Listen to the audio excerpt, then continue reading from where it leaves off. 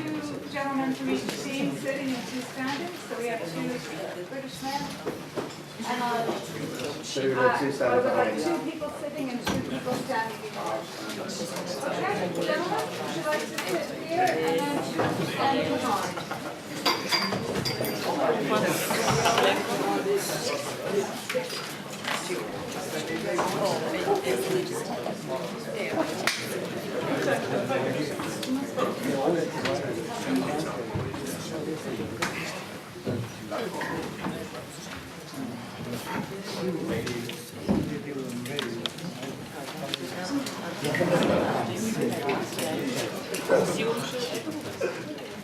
All right, pretty jam-packed podium tonight, but welcome to our 4x100m relay winners. We have the Great Britain team in gold medal position, the United States of America team in silver medal position, and the team from Japan in the bronze medal position. So congratulations, gentlemen. We're going to open the floor to questions. Please raise your hand if you have a question and wait for the microphone. Okay, fire away. Great Britain, congratulations. US, congratulations. In Japan, but all the fans were screaming for the Brits, so we're going to ask you guys about what it feels like to win the gold medal and tell us a little about your race. Well, the feeling hasn't really set in yet. I mean, I dream of this as a child, and it's a sensational feeling, really, to become world champions on home turf. We collectively as a group truly believed that we could do something special, really believed in ourselves, and with the support of everybody, not just our coaches or our managers, or it's our family. A lot of sacrifices are made to come to this point, and to say that we're world champions is something I won't get tired of saying.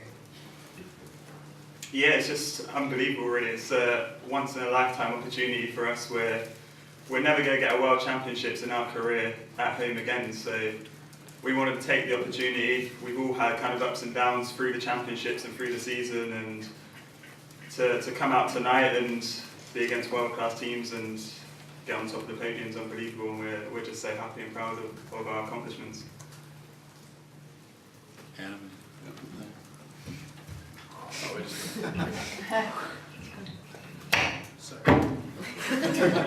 Well, it was an amazing feeling. We knew what the goal was, and we came in to win it. And we didn't want to get too ahead of ourselves. People were talking about, oh yeah, British record nearly went in the Heats, and we just kept our heads down. And the main thing we just wanted to do is get the job done. For me, the race it's all a bit of a blur, really. When you're racing, you're sort of in the zone. It's hard to sort of recall anything that happens, and we just ran our hearts out there, and we had so much passion, and the crowd just gave us an extra lift.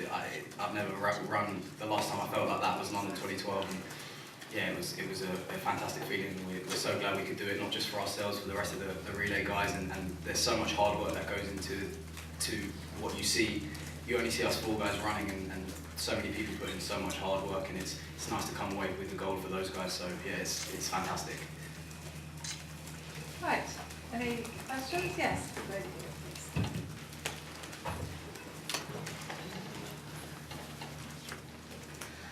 Good night, TBS. Can I ask Gatlin? How do you feel to see your biggest competitor, Bolt, run his last race in this way? I think that no one wants to see Usain go out like that, with an injury and on the track in that way. I think all of us have been inspired, up here have been inspired by him in some form, some way in his career. He's done so much from 2008 on to now. So I think we can look past everything that's happened in this championship and congratulate him on his legendary career, and hopefully these young guys up here can be able to fill the void and still make track and field in the sprint world very exciting. Okay, question here, please. Lady back, thank you. Question to the each team. How many times do you have a relay camp, and also what kind of the practice you have done for this event? I mean, we've been working for about a month, about 2 weeks after we had USA Championships, and we found out it was being really cool. We got to work. We got a chance to get more racing in Monaco and build chemistry, and we've been working ever since. So I say about a month we've been trying to put it together. With our relay camp, we do work very hard on it. I think it's been well documented and well publicised in the past that we don't do particularly well in the relays, and we have really worked hard on it. We had a relay camp before Bahamas, the World Relay Championships, and we had a dedicated whole week before coming here. We went to a holding camp in France, and yeah, so we probably had 2 or 3 this year, and each one of them about a week long, like a true dedicated camp just for relay.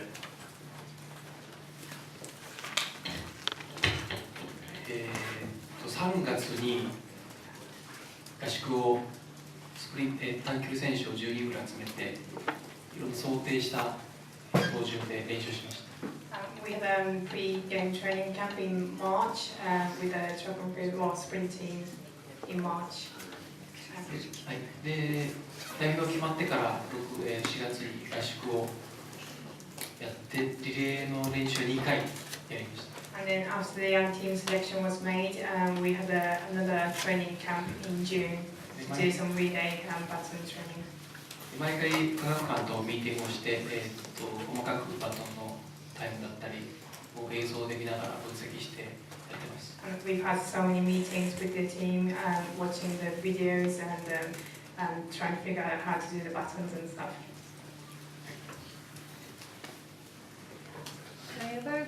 Any other questions? Yes, there's a question right at the back there, please. Yeah, for the British team, I was wondering if you guys could just break down your changeovers. How would you assess?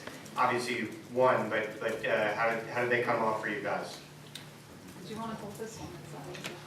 Thank you, bro. Well, first I set off and I just wanted to give these guys a good start, and I knew if I did that their flat speed would take care of the rest, and as soon as I handed it to Adam, I just was screaming down his back. I was just telling him to go, and yeah, that was it, and he did his job. Yeah, my change with Danny was good. We knew we'd been solid in the heats, and we just did the same again and gave him the baton and screamed, told him to run, and that it was good. It was a good changeover. So Yeah, between me and Nathaniel, this morning was actually the first time we've done it competitively in the heat, so it was a bit nerve-wracking going into it, but at the same time we do have a lot of trust in each other, and Nathaniel's gone through the collegiate system out in the US as well, so I know he's very used to relays, and he can handle a lot of situations, and I've been in the relay team for nearly 6 years as well, so I've got to trust my own abilities to kind of be able to step into any situation and work with whoever's put on whatever leg I'm going into. So yeah, it just goes down to the confidence we have in each other, really. Well, these guys trusted me, and I got a lot of respect for them for that. But all 3 guys run blistering legs and set it up nicely for me. That gentleman over there to the far right, Christian Coleman, is a fast guy, so we raced a lot in college as well, so I knew I had my work cut out. And it was a nail biter straight to the line, even after I dipped. Both of us, we didn't know who won, but coming out with victory is something special. Thank you. Yes, there's a question right at the back there, please. The gentleman in the shirt. Thank you. I mean, yes, I'm wearing a shirt. As opposed to a... Christian, by my intense calculations, you're the only person in history to be 3-0 against Usain Bolt. You are undefeated. You beat him 3 times here this weekend. Can you reflect on that, your expectations coming in, knowing you're going to be running anchors against them, you're going in the 100 against them, and then the outcome? How do you feel now that you have beaten him 3 times in his final race? Final weekend, sorry.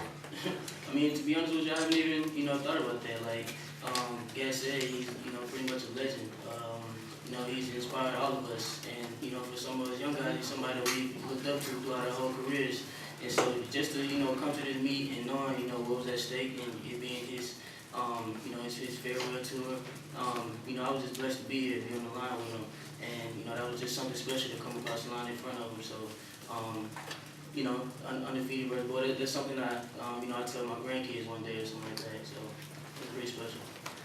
And Justin, as someone who has the most experience running against Usain for so many years, was the Usain Bolt who came to this meet, was he the same guy as the Usain from years past, or what was different about him other than the obvious? You can never tell what Usain until you get into the finals. You know, Usain executes and he has great race management throughout the rounds. Where you can remember in 15 where he still was working on his start through the prelims. I think he stumbled in the semis, had a nail biter with Vermel and DeGrasse, and then, you know, sometimes in the semis he drops a cruise at 9.8. You know, so it shows what kind of person he is, and he rises to the occasion. This World Championship, I don't think any different. You know, he rose to the occasion. You know, that's just the evolution of track and field. You know, these guys are inspired. They're hungry. You know, and you saw how Christian performed. You know, in the past, I guess more athletes probably would have feared or revered Usain when he steps to the line. But a lot of these young guys want to be able to make their names for themselves in the books as well. Okay, yes, there's a question right there, please. Sorry, the gentleman. Thank you so much. Question for British team. The second leg. So congratulations. But I have to say that your happy arm just hit our Chinese athlete height, and his face was swollen, and his speed down for it well. So, and when he speed up again, so he hurt his leg. So, is there anything you want to say to him? I can show the video. I don't really know. Oh, well, I'm sorry that he hurt his leg. I wish him a speedy recovery. Yeah, maybe Mr. Gemili. Yeah. When you're sort of racing, I don't really know. I have no record. Sort of, I don't really know. I don't. Yeah. You see, pop past the baton and yeah, I'm really I sorry don't really for know what that. to say. Sorry, I just pass the baton and try and slow down as safely as possible. If I had no sort of, I don't know, knowledge at all really of that. His injuries. So if that happened, then I don't remember at all. So yeah. Yeah, I can show you the video. Yeah. Thank you very much. I think there's another question at the back, please. Christian? Thank you. Question for Justin. Can you just expand on seeing a few complaints that there was a long wait time in the call room? Can you just expand on that? I know it's TV magic, and I know that everyone has to be prepared on the time to be, you know, to make everything happen for the viewers at home. I personally think that we were held underneath the stadium a little long without our clothes on. And it was a draft. It was pretty drafty under there. And I lost all my sweat and body heat. So I think a lot of us were jostling around trying to stay warm a little longer than usual. And then going into the stadium where it was, you're on the outside and it's still even more cold. I think that we could have kept our clothes on a little longer. I think if you kept our clothes on a little longer, you saw a better performance not only from our team, but obviously these other two teams up here as well. But you know, I understand that's TV magic, so we have to be prepared in the moment. Do you think that contributed to Usain's injury? I believe so. I mean, knowing how Usain performs, he's always ready, you know, and he's always making sure that he's not injured. And it's very rare to see Usain injured when it comes to performances. I'm not sure what the extent of his injury is, but when I saw him go down, it seemed like it was a calf cramp or a hamstring cramp. And I mean, he walked off the track, so that's a good thing. And I hope that he gets well soon. Okay, yes, there's a question just here. Question for the British boys in the relay down the years, as you've already alluded to. Can you just talk about those dark times and whether you ever lost faith that you were going to get a day like this? Because you have talked about it, but did you really believe it? Yeah, we did believe it. Me personally, I'm a massive believer in everything happens for a reason, and all those hard times that you do get, we're not the only athletes that go through it. Individuals go through it, other relay teams go through it as well. We always did keep the faith in our abilities and in each other's abilities as well, and yeah, it all just built up to tonight, and to be honest, I wouldn't change anything. I'd take all those bad times again for this one night in our home country. Becoming world champions is something we'll never experience again, so for me, I don't mind about all those bad times. Okay, there's a question here, please. Yeah, I was just going to ask. Oh, can you wait for the mic? Hold on. Sorry. I was just going to ask the British team, how are you going to celebrate tonight and moving forward? No, I have no clue. We've got to go to anti-doping after this, and it's a bit late right now. So we'll see what time we finish. We'll decide from there.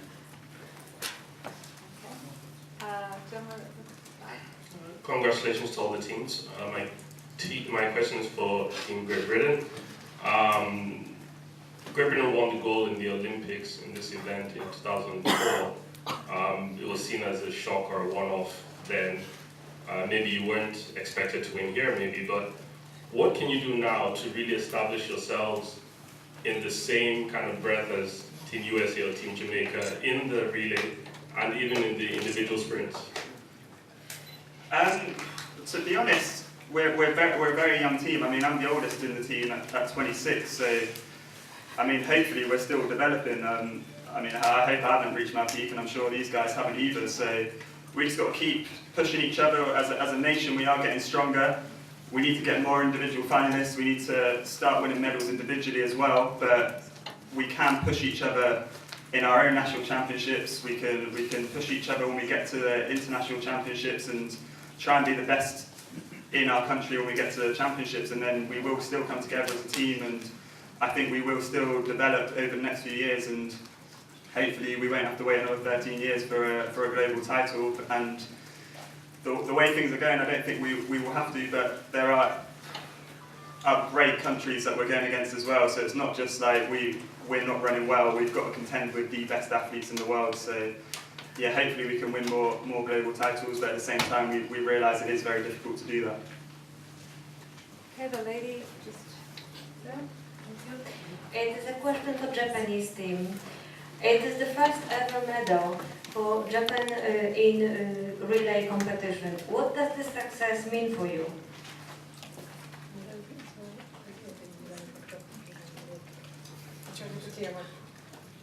We got a silver medal in Rio, so that was the first on the World Championships. World Championship, yes, in the relay competition.